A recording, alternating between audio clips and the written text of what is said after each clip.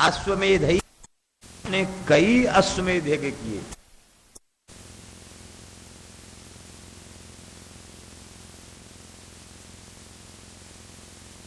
ने कई अश्वमेध यज्ञ किए।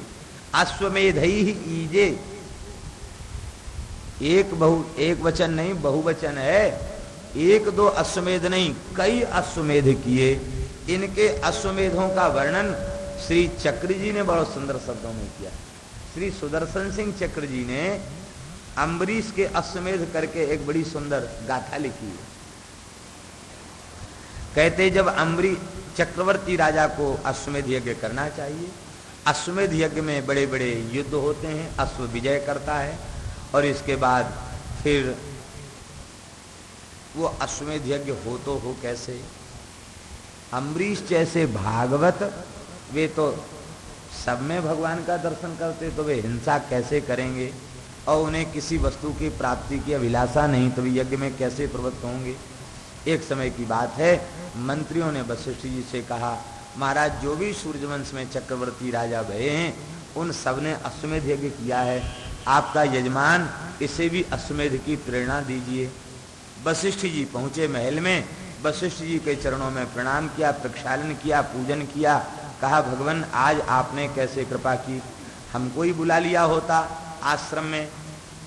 वशिष्ठ जी ने कहा वत्स मैं जानता हूँ तुम सतत भगवान की कैंकरी में, भगवान की सेवा में लगे रहते हो, तो किसी भक्त को सेवा पूजा छुड़ाकर और अपने पास बुलाना ये उचित नहीं है। इसलिए आपके ठाकुर जी का और आप जैसे भागवत का दर्शन करने में स्वयं चला आया। आज्ञा बोले यदि आप समझें उचित तो अश्वमेध यज्ञ करें, क्योंकि चक्रवर्ती राजा को अश्वमेध करना चाहिए। आपने चरणों में प्रणाम करके कहा कि भगवान आज श्री हरि की प्रेरणा से अश्वशाला में गया था, तो वहां मैंने देखा कि कई अश्वमेधीय अश्व न जाने कहां से आए हैं। एक अश्वमेधीय अश्व का खोजना मुश्किल है, लेकिन वो कहते हैं अम्बरीश जी कि आज मैंने अश्वपालों से पूछा कि इतने अश्वमेधीय अश्व कहां से आ गए, श्यामकर्ण घोड़े कहां से आ गए। बोले महाराज हमें भी पता नहीं है ये घोड़े कहां से आए हैं। बोले हम समझ गए कि श्री ठाकुर जी अश्वमेध के द्वारा अपना यजन कराना चाहते हैं, इसलिए तो बिना उन्होंने खोज के घोड़े बुला लिए। बोले महाराज ये जितने घोड़े हैं उतने अश्वमेध करो। अब तो अश्वमेध की तैयारी हो गई, घोड़े का पूजन हुआ और पूजन करके घोड़े को छोड़ा गया। चतुरंगिणी सेना तैयार हुई। आप बोले सेना किस लिए, का कोई घोड़ा पकड़ लेगा तो युद्ध नहीं होगा। बोले पकड़ लेगा तो हम यह समझेंगे कि श्री नारायण की इच्छा नहीं है, और नहीं पकड़ेगा तो समझेंगे कि भगवान यजन चाहते हैं। हम तो निसंकल्प हैं इसलिए, और हम तो अजात शत्रु हैं, हम किसी को मारते नहीं। घोड़े के पीछे संत महात्माओं की मंडलियां भेज दी कीर्तन करने वाली, और उनकी सेवा में सिपाहियों को भेज दिया। बोले ये कीर्तन, ये संतों की सेवा करना तुम्हारा काम, आसन बासन तुम उठाओ, साधु तो खोल, मजीरा ढोल नगाड़ा बजा करके खूब हरि बोल करेंगे और घोड़े के पीछे चलेंगे। ऐसा विचित्र दृश्य उपस्थित हो गया कि बड़े बड़े सिद्ध आकाश में आ गए। बोले ऐसी अश्वमेधीय अश्व की यात्रा न भूतो न भविष्यति, ऐसी यात्रा तो आज तक देखी ही नहीं गई।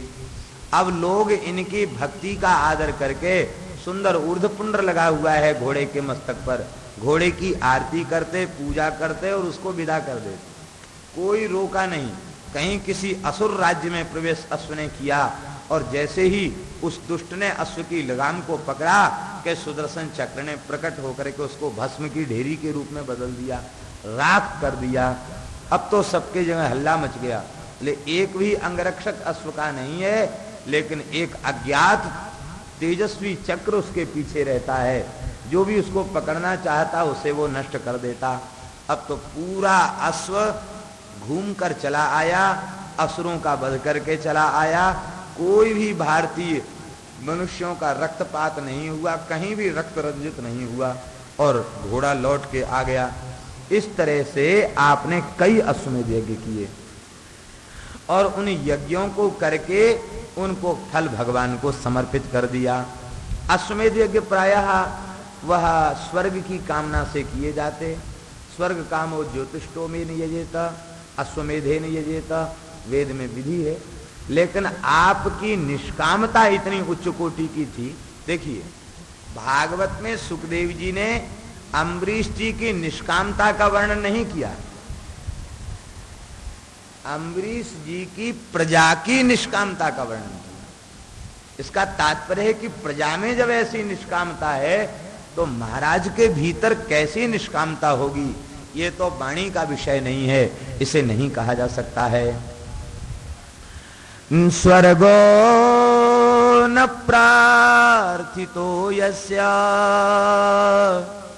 मनुजैः अमर प्रियः शृण्वद्भिः उपगायद्भिः उत्तम श्लोक चेष्टितम। इनकी प्रजा में कोई स्वर्ग नहीं चाहता था। क्यों नहीं चाहते थे? कहते वे सब सर्वथा भोग की वासना से रहित हो चुके। कैसी अद्भुत भक्ति, भक्ति का प्रभाव वो प्रजा के ऊपर पड़ा कि वे वासना से मुक्त हो गए, शून्य हो गए। और वे स्वर्ग नहीं चाहते, न संसार का कोई भोग चाहते, न स्वर्ग चाहते। कहते इन भोगों से मुक्ति तो बहुत दीर्घ काल तक भी साधन करने पर भोगेच्छा निवृत्त नहीं होती। भगवान की प्राप्ति में 3 भाग है। विषय भोग की इच्छा और भोग, विषय भोग की इच्छा और विषय भोग और विषय का चिंतन, ये 3 भगवान की प्राप्ति में मुख्य बाधक हैं। ये अनुभवी संतों का कथन। भगवत प्राप्ति के पथ पर चलने वाले साधक को विषय की चर्चा नहीं करनी चाहिए, विषय का भोग नहीं करना चाहिए और विषय की कामना भी नहीं करनी चाहिए। ये मुख्य बाधक हैं 3। इन तीनों का सर्वथा त्याग करना चाहिए। और जो भगवान के भक्त हुए हैं वे गृहस्थ हुए और उन गृहस्थों में उनकी संतान भी हुई। वो भोगेच्छा से संतान नहीं हुई, वे पवित्र भक्तों की सृष्टि के लिए भगवत प्रेरणा से ही उन्होंने गृहस्थाश्रम में प्रवेश किया और शास्त्रीय विधि से संसार को भोगा। तो वह शास्त्रीय विधि से संसार को भोगना भी भोग के ऊपर विजय ही है, यही समझना चाहिए।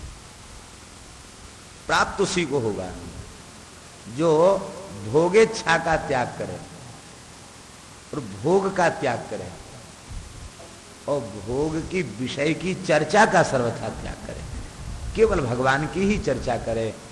ऐसे को भगवान की प्राप्ति होती है। आप निरंतर उसी में डूबे रहते थे। अब इन तीनों का त्याग हो कैसे? ये 3 जो भगवत प्राप्ति में प्रतिबंधक हैं, इन तीनों का त्याग कैसे हो? बड़ी सुंदर बात बताई है। शृण्वद्भिः उपगायद्भिः उत्तम श्लोक चेष्टितम। शृण्वद्भिः, प्रजा के लोग निरंतर कथा सुनते रहते थे, कीर्तन करते रहते थे, जप करते रहते थे, इसलिए उनके मन में लोक परलोक की किसी वस्तु को भी भोगने की कामना नहीं रह गई थी। 3 काम जो करेगा उसके मन में ये तीनों इच्छाओं का अभाव हो जाए। चलते फिरते, उठते बैठते, सोते खाते पीते जगते, प्रत्येक स्थिति में नाम का अनुसंधान करे। और वैष्णवों का जब समाज एकत्रित हो जाए, 2-4 वैष्णव इकट्ठे हो जाएं, तो खूब खोल कर ताल बजा के उद्दाम नृत्य करे, कीर्तन करे। और जहां कोई संत वैष्णव प्राप्त हो जाएं तो उनके पास बैठ करके भगवत चरित्र का श्रवण करे। ये 3 काम करे तो न तो संसार की किसी वस्तु की कामना रह जाएगी और न परलोक में किसी वस्तु की प्राप्ति की कामना रह जाएगी, सबसे मुक्ति मिल जाएगी। यही जीव के कल्याण का परम साधन है। यही इसी भाव से मिलता जुलता एक भाव 10वें स्कंद में भी है। उसमें इति नंदादयो गोपाः रामकृष्ण कथाम मुदाः। और ना विंदन भव वेदना, क्या है तीसरा पद क्या है? ना विंदन भव वेदना। नंदादि ब्रजवासी वो संसार में थे, लेकिन संसार में रहते हुए संसार जनित कोई कष्ट उनको अनुभूति में नहीं आ रहा था। क्यों? कहते हुए रामकृष्ण की कथाओं को प्रेम में भर भर के गाते रहते थे, बस उनमें उनका चित्त लग जाता था, तो संसार की वेदना की उन्हें अनुभूति नहीं होती। तो न तो संसार के दुख की अनुभूति होगी, कथा लीला चर्चा में भजन में मन लग जाए, ना तो उसकी अनुभूति होगी और ना उस संसार के सुख को प्राप्त करने की वासना होगी। हमारे मन की तो भारी दुर्दशा है।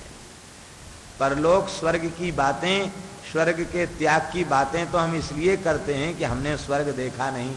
वास्तविकता ये है कि मन बहुत कुटिल है और विषय इसे बहुत रुचिकर प्रतीत होते हैं। अरे स्वर्ग की बात छोड़ दो, बढ़िया मकान देखा, अरे ये मकान तो हमें मिलना चाहिए। बढ़िया गाड़ी देखी, अरे ऐसी गाड़ी हमारे पास होनी चाहिए। खोजिए अपने मन की ओर, देखिए क्या दशा है मन की। जो सर्वथा विनाशी पदार्थ हैं उनके लिए हमारा मन कहता कि ये चाहिए, ये चाहिए, ये चाहिए, फिर हम कहते हैं कि हमको स्वर्ग नहीं चाहिए। भीतर से निष्कामता, संसार की उत्तम से उत्तम वस्तु हमारे सामने आ जाए, हमारा मन तनिक भी विचलित न हो, तब समझना चाहिए कि हाँ अब कुछ ठीक है और अब हम स्वर्ग के भोगों का भी त्याग कर सकते हैं। ये और ये प्रवृत्ति विकसित होगी कथा कीर्तन से। कथा कीर्तन करने वाले महात्मा, नाम का आश्रय लेने वाले महात्मा, उनकी किसी वस्तु में अभिरुचि नहीं रह जाती है। सुते गृहे सुदारे सुसुते सुबंधुसु द्युपोत्तमस्यन्दनवाजिपत्तिषु अक्षय्य रत्नाभरणायुधादि श्वनंत कोशे स्वकरो दसन्मतिम। धन्य है अम्बरीश जी का वैराग्य। घर, स्त्री, पुत्र, बंधु, यहाँ दारेशु में बहुवचन है। इसका तात्पर्य है कि अम्बरीश जी की कई रानियां थीं और भक्तमाल ने भी इसकी पुष्टि की है। 100 रानियां थी उनकी, 101 रानियां थी। 100 तो पहले थी और एक बाद में आई। ये 101 रानियां थी। हाथी, घोड़ा, फौज, पलटन, अक्षय रत्न का भंडार, इन सब में आपकी बुद्धि कैसी थी? कहते असन्मतिम। वे इस बात को समझ चुके थे कि ये नाशवान है, ये नाशवान है, नाशवान है। इस बात को भीतर से समझ चुके थे, इसलिए किसी में उनकी ममता नहीं रह गई थी। आपकी छोटी रानी बड़ी भारी भक्ता थी। आरिराधयसु कृष्णम महिष्या तुल्यशीलया। यहाँ महिष्या में एक वचन है, माने 101 रानियों में से एक रानी भक्ता थी। वो एक रानी भक्ता कैसे थी? इसका उत्तर, इसका समाधान श्री प्रियादास जी महाराज ने अम्बरीश चरित्र में भक्तमाल जी की टीका में दिया है। एक बार देवर्षि नारद जी विचरण करते करते विदर्भ देश पहुंचे। वहां आपने राजा विदर्भराज के यहाँ आपने वीणा बजा करके अम्बरीश चरित्र का गायन किया। इसमें पृथ्वी पर सबसे बड़ा भक्त अम्बरीश है। अब तो राजकुमारी ने निश्चय कर लिया कि मैं अम्बरीश का ही वर्ण करूंगी। पिता माता से कह दिया। राजा ने चिट्ठी लिख करके अम्बरीश जी के पास भेज दी। राजा ने ब्राह्मण का आदर किया, चिट्ठी को पढ़ा और कहा कि उनको हमारा प्रणाम निवेदित करना और उनसे कहना कि रानी बैठी सत आए।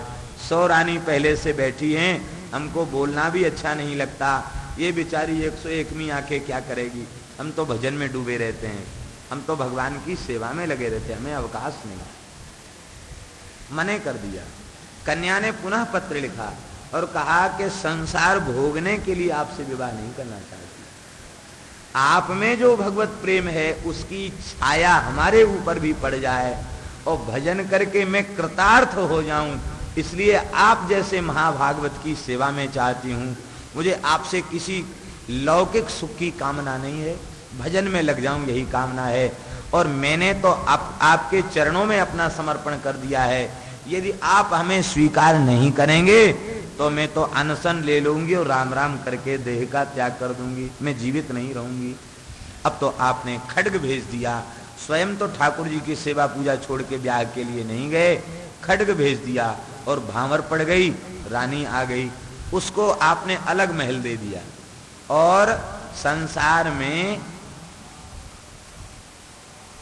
मनुष्य की वृत्ति ऐसी है कि कोई सुंदर रूप सामने आवे तो उसको देखने की इच्छा ये आंख करती है। जन्मांतरी संस्कार के कारण ऐसी प्रवृत्ति जीव की है। लेकिन रानी और जो परम रूपवती गुणवती थी, ऐसी रानी को देखने की भी इच्छा राजा ने प्रकट नहीं की। भजन में डूबे रहे, महल पहले से बन के तैयार था, रानी ने प्रवेश कर लिया। आप किसी लौकिक कार्य के लिए भी गए नहीं, जो करना सो कर लो, हमारे खड़गे के साथ सारे काम कर लो, वहीं गए। अब तो बड़ी विलक्षण लीला हुई। क्या लीला बनी? कहते इसके बाद एक दिन की बात है, रानी दिन रात यही व्याकुल रहती, मुझे राजा के कैसे दर्शन हो। जिन महाभागवत की सेवा के लिए सब कुछ त्यागा, उन महाभागवत का तो दर्शन भी नहीं हुआ, उनके ठाकुर जी का कैसे दर्शन हो। दासियों का दर्शन तो हो जाएगा, रात्रि को वे सरयू जी जाते हैं तो सरयू जाते समय उनका दर्शन हो जाएगा। और उनके ठाकुर के मंदिर में तो केवल संतों का प्रवेश है, आम संसार का प्रवेश नहीं है। ठाकुर जी जिनके साथ लाड़ लड़ाते रहते हैं, तो वे जब मंदिर से चले जाते हैं सरयू स्नान के लिए, उस समय मंदिर खाली रहता है, और उस समय मंदिर खाली रहता है, उस समय आप जा सकती हैं। अब तो बड़ी सुंदर लीला बनी। सीढ़ी लगाकर दासियों के माध्यम से रानी ने मंदिर में प्रवेश किया, और जब तक महाराज लौट के आवे तब तक छोटी रानी ने मंदिर में झाड़ू बुहारू चौका पोंछा, पार्षदों को अमनिया करना, फूलों के सुंदर सुंदर हार बना के रख दिए। माताओं में श्रृंगार की कला बहुत अच्छी आती है, ये लक्ष्मी हैं, इसलिए उनमें श्रृंगार की कला, पुरुष श्रृंगार की कला में उतना निपुण नहीं होता, माताएं बहुत निपुण होती हैं, क्योंकि उनका हृदय बड़ा कोमल और भावुक होता है, इसलिए वे बड़े प्रेम से सेवा करती, बड़े प्रेम से हार बना के रख दिए। लौट के अम्बरीश जी आए, आपने देखा कि रे जिस सेवा में हमको काफी समय व्यतीत हो जाता था, वो बाहर की सेवा तो सब पहले से ही हो गई, बड़े सुंदर पुष्प के हार हैं। थोड़ी देर सोचा विचारा, बाद में सेवा में लग गए। एक दिन हुआ, 2 दिन हुआ, तीसरे दिन बोले कि अब हम सेवा की चोरी सहन नहीं कर सकते, आज तो पहले चोर का पता लगाएंगे तब जाएंगे सरयू जी। वहीं पर्दे के सहारे छिप के बैठ गए। छोटी रानी ने प्रवेश किया, इतना प्रेमोन्माद उसके भीतर था कि जब वो पोछा लगा रही थी, अविरल अश्रुधारा बह रही थी, कीर्तन कर रही थी, कृष्ण कृष्ण कह रही थी, नेत्र से अश्रुधारा बह रही थी। अब तो श्री राजा गदगद हो गए, धन्य है इसका सेवा में इतना भाव। उठ करके सामने आ गए, सामने आ गए तो रानी डर गई, चरणों में प्रणाम किया, कहा देवी भय मत करो, निर्भय हो जाओ, ये भगवान का मंदिर है, तुम्हारे हृदय में सेवा का इतना भाव है तो हमारी सेवा की चोरी क्यों करती हो। अपने ही महल में एक ठाकुर जी पधरा लो और पधरा करके उनकी सेवा पूजा प्रारंभ कर दो। जो आज्ञा कह करके उनकी आज्ञा का अभिनंदन किया और अब अपने महल में आ गई। श्री नारद जी उसी दिन पधारे, नारद जी के चरणों में प्रणाम करके कहा महाराज मैं नहीं जानती, मैं कहाँ जाऊंगी मूर्ति लेना, आप ही अपने ठाकुर जी दे दो। देखो नारद जी महाराज जो है ना, ये सेव्य ठाकुर जी भी प्रदान करते हैं, भगवान दे देते हैं। तो श्री नारद जी ने मदन मोहन जी महाराज का विग्रह इन्हें प्रदान किया। ये करौली के श्री मदन मोहन जी, ये अम्बरीश की छोटी रानी के ठाकुर हैं। ये बात पूज्यपाद पंडित श्री भक्तमाली जी महाराज कहा करते थे, ये अम्बरीश जी की छोटी रानी के ठाकुर जी। मदन मोहन जी की सेवा पधरा ली गई। और अम्बरीश जी के ठाकुर जी आज भी मथुरा में विराजमान हैं। केशव देव भगवान अम्बरीश जी के ठाकुर हैं, जो जन्मभूमि के पीछे विराजमान हैं। शंख चक्र गदा पद्मधारी केशव देव भगवान, चारों ओर दशावतार हैं, वे भगवान अम्बरीश जी के ठाकुर हैं। और छोटी रानी के ठाकुर मदन मोहन जी सेवा पूजा करते। नारद जी पधारे। नारद जी ने अम्बरीश जी को दर्शन दिया और दर्शन देने के बाद अम्बरीश जी ने नारद जी के चरणों में प्रणाम किया, चरणामृत प्रसाद दिया, भगवान की प्रसादी माला धारण कराई, सुंदर अष्टगंध चंदन समर्पित किया, भगवान की बीरी दिया। गुरुदेव आज बड़ी कृपा की। नारद जी ने कुछ चकित होकर के दर्शन किया और कहा, हाँ ठीक है, आप तो संत हैं, भक्त हैं, आपकी सेवा पूजा की पद्धति बहुत अच्छी है, लेकिन महाराज क्या करें, छोटी रानी का प्रेम, उसकी भक्ति, उसकी भावना, अरे महाराज क्या करना। ऐसी सुंदर सेवा पूजा, राग अनुराग की सेवा है, कैसी बांकी झांकी है, मुरली बजा रहे हैं, त्रिभंग ललित झांकी है, ऐसा श्रृंगार, ऐसा मुकुट, ऐसी पोशाक और ऐसी राग की सेवा, अनुराग की सेवा कि महाराज क्या कहना। चरणामृत प्रसाद में भी ऐसा स्वाद अब तक नहीं आया। धन्य है छोटी रानी की भक्ति, धन्य है उसकी सेवा, धन्य है उसका प्रेम, कहकर नारद जी अंतर्धान हो गए। अब तो राजा के मन में चटपटी लगी। बोले, अरे इतने दिन से हम ठाकुर जी की सेवा पूजा करते करते बीत गया, हमारी ठाकुर सेवा की इतनी बड़ाई कभी नहीं की गुरु महाराज ने। वो अभी अभी 2-4-6 दिन से पूजा किया है छोटी रानी ने, और उसके ठाकुर जी की तो बड़ी बड़ाई कर चाहिए। कैसी सेवा पूजा है। आज आपने अपने ठाकुर जी की संध्या और शयन आरती एक साथ कर दी। कहा महाराज अब आज थोड़ी सी सेवा में कसर छोड़ देंगे, ठाकुर जी को संध्या शयन आरती एक साथ करके और फिर वो चल पड़े। द्वारपाल जय जयकार कर रहे थे, हरे हरे पांव धरे पौरियन मने करे। द्वारपालों को कहते बस रहने दो, कुछ मत बोलो, इशारा कर देते। भीतर गए तो क्या देखा, श्री मदन मोहन जी सिंहासन पर विराजमान हैं और छोटी रानी वीणा लेकर, बीण ले बजावे, बीणा बजा रही हैं और बीणा बजा करके श्रृंगार की झांकी का, पदों का गायन कर रही हैं। इतना प्रेम जग रहा था कि अविरल अश्रुधारा प्रवाहित हो रही थी। उस प्रेमावेश में उसकी वेणी खुल चुकी थी, केश विकीर्ण थे, अश्रुपात से शरीर भीजा हुआ था, अश्रु श्वेद पुलक कंप आदि सात्विक भाव प्रकट हो रहे थे और झूम करके गा रही थी। अनुराग पूर्वक जब वह गा रही थी तो श्री मदन मोहन जी महाराज सिंहासन पर बैठे बैठे झूम रहे थे। अरे दर्शन करके गदगद हो गई, धन्य हो गए महाराज। बोले वाह, वस्तुतः गुरु महाराज ने जो कहा था उससे 100 गुना ज्यादा प्रेम देखी। रानी को पता चला, चरणों में नमस्कार किया, उठ के खड़ी हो गई। राजा गुरु हरि है, एक तो राजा हैं, फिर भजन का उपदेश देने के कारण गुरु हैं, और फिर हरि हैं, साक्षात भगवत स्वरूप हैं पतिव्रता के लिए। प्रसन्न होकर के नमस्कार किया। कहा नहीं, ये प्रणाम लेने के लिए नहीं आया हूं, गाओ वाही ढार सो, जैसे गा रही थी वैसे ही गाओ। अब तो फिर कोई भावुक संत जब सामने विराजमान होता है तो कहने का जो रस है वो सर्वथा विलक्षण हो जाता है। स्थल की बड़ी महिमा होती, उस संतों की बड़ी महिमा होती।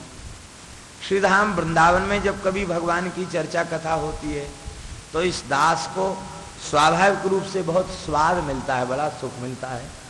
और यहाँ सुनने वाले लोग कहते यहाँ ज्यादा स्वाद है, तो बाहर सुनते हैं तो कहते हैं अरे फिर तो ये होता, चलो जल्दी करो, प्रसंग पर पहुंचो, आगे बढ़ो। वहां प्रायः कम रह पाती है पीछे कथा, लेकिन यहाँ तो एक प्रसंग को कहने पर लगता है इससे श्रेष्ठ आगे कुछ है नहीं, इसी में जम जाओ। ऐसा सुंदर रस इसमें मिलता है। ये हमारी महिमा नहीं, ये श्री धाम की महिमा है और आप सब अनुरागी संतों की महिमा है। संतों का दर्शन करने से हृदय में और बहुत अद्भुत सुख की प्राप्ति होती है। पूरी रात बीत गई, प्रातः काल हुआ। जैसे ही प्रातः काल हो गया, अब तो अरे अब ठाकुर जी की शयनार्थी की भी सुध नहीं रही, ठाकुर जी भी झूम रहे हैं, भक्त भी झूम रहे हैं, पूरी रात बीत गई। अब हल्ला मच गया 100 रानियों में। बोले अम्बरीश महाराज छोटी रानी के महल में गए थे। क्यों गए? उसके घर में ठाकुर सेवा है इसलिए गए। अब तो छोटी रानी की देखा देखी समस्त रानियों ने अपने घरों में ठाकुर सेवा पधरा ली। दौड़ दौड़ के जाती, कैसे स्नान कराती है, कैसे चंदन से श्रृंगार करती है, कैसी पोशाक धारण कराती है, कैसी लकुट मुकुट बंसी धारण कराती है, वो सब सेवा पूजा सीख ली। और सबको प्रेम, प्रेमी का अनुकरण करने से सबको प्रेम प्राप्त हो गया। और अब तो अम्बरीश जी उनके भाव को रखने के लिए कभी किसी के महल में दर्शन कराते, कभी किसी के महल में दर्शन कराते। सबको महाराज के दर्शन का और सेवा का सौभाग्य मिलने लग गया। अवधवासियों को पता चला कि जिसके घर में अष्टयाम सेवा होती है महाराज तो उसी के घर में जाते, सबके घर में जाते नहीं। अब सबने अपने घर में अष्टयाम पधरा लिया और सब कहते महाराज आज हमारे यहाँ नंदोत्सव है, आज हमारे यहाँ पाटोत्सव है, आज हमारे यहाँ ब्याहुला है, आज हमारे यहाँ होली है, आज हमारे यहाँ दिवाली है। ये ठाकुर जी की होरी दिवाली 12 मास चलती है। प्रेमियों के जब मन में आवे तब होरी और जब मन में आवे तब दिवाली। बोलो वृंदावन बिहार। पुरुषोत्तम मास में ब्याह नहीं होते हैं, अधिक मास में ब्याह वर्जित हैं। लेकिन अभी देखो आज ब्याह है। सखियन के मन ऐसी आई, ब्याह विनोद रचे सुख जाई। बस जब मन में सखियों के आ जाए तभी राधा वल्लभ लाल जी का ब्याह है। भगवान जाने कितने ब्याह के रसिक हैं, वर्ष भर इनके ब्याह होते रहते हैं। श्री अवध में एक स्थान में ब्यहुति भवन, वहां पूरी वर्ष विवाह होते हैं। रसकों का स्थान है ब्यहुति भवन, वहां भी सखी भाव की रसोपासना है। श्री सीताराम जी की रसोपासना है। तो उस स्थान का नियम ही है नित्य प्रति विवाह करना। ठाकुर जी का रोज ब्याह होता, रोज भावर पड़ती है, रोज ब्याह होता, रोज ब्याह के पद होते हैं, रोज ब्याह का समाज होता, 12 मास विवाह होता है। ये रसिकों को सुख प्रदान करने वाली लीला विवाह की लीला है। श्री वृंदावन बिहारी लाल की। छोटी रानी के प्रभाव से सर्वत्र भक्ति का विस्तार हो गया। एक अद्भुत लीला बनी। श्री नारद जी सर्वत्र अम्बरीश जी के चरित्र का गायन करते। एक समय की बात है, देवर्षि नारद जी महाराज अम्बरीश के यहाँ पधारे।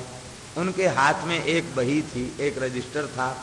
उसको देख करके श्री अम्बरीश जी ने कहा कि जय जय सरकार, आप वीणा तो लिए ही रहते हैं, गुरुदेव ये पुस्तक में क्या लिखा है? तो नारद जी बोले कि महाराज कुछ मत पूछिए, जो जीव भगवान की शरण में जाकर भजन में जुट जाते हैं उनका नाम इस ग्रंथ में अंकित हो जाता है, उनका नाम लिख जाता भगवान के रजिस्टर में। अम्बरीश जी बोले कि महाराज आपकी कृपा हो गए तो हम भी थोड़ा देख लें। हाँ हाँ देखिए। जैसे ही दिया तो अब अभी भीतर जगह बहुत खाली है, कोई बाहर भीजे नहीं, भीतर भी बहुत जगह। श्री अम्बरीश जी महाराज ने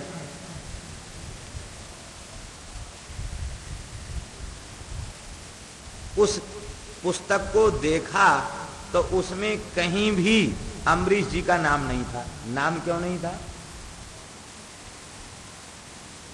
अब ये तो आगे बताएंगे, लेकिन नाम नहीं था तो अम्बरीश जी के चित्त में ग्लानि नहीं गई। उनके मन में ये नहीं आया कि हम सब कुछ छोड़ के भजन में लगे हैं और सब कुछ छोड़ के भजन में लगने के बाद भी हमारा नाम नहीं लिखा। अरे जब हमारा नाम ही नहीं लिखा तो भजन से क्या फायदा, ये मन में उनके नहीं आया। वे प्रेम में डूब गए और कहने लगे वस्तुतः अभी हमने भक्ति की ही कहाँ है, हम तो केवल विचार कर रहे हैं, सीख रहे हैं कि हमें भी भक्ति करना आ जाए। जब हम भक्ति करने लग जाएंगे तो हमारा भी नाम लिख जाएगा। कुछ दिन में नारद जी पधारे। अब की बात हाथ में एकदम सुर्ख लाल रजिस्टर था, पहले हरा था अब लाल था। बोले महाराज ये बही तो कोई दूसरी है, इसमें क्या लिखा है? कहते इसमें उन भक्तों के नाम लिखे हैं जिन भक्तों की भक्ति स्वयं भगवान करते हैं। महाराज ऐसे भी भक्त होते हैं जिनकी भक्ति भगवान करते। बोले हाँ महाराज आपकी कृपा हो तो देख लो। हाँ देखिए, जैसे ही पृष्ठ को उद्घाटित किया कि उसमें सबसे पहला नाम था श्री अम्बरीशाय नमः। अम्बरीश जी महाराज की।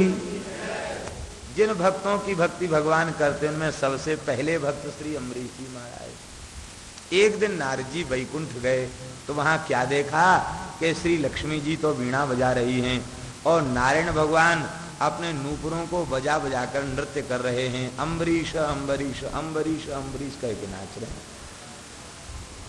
नारद जी ने कहा जय जय प्रभु, ये कैसी विचित्र झांकी है। कहा अम्बरीश पैर में घुंघरू बांध के दिन रात नाचता है, हमको भी उसका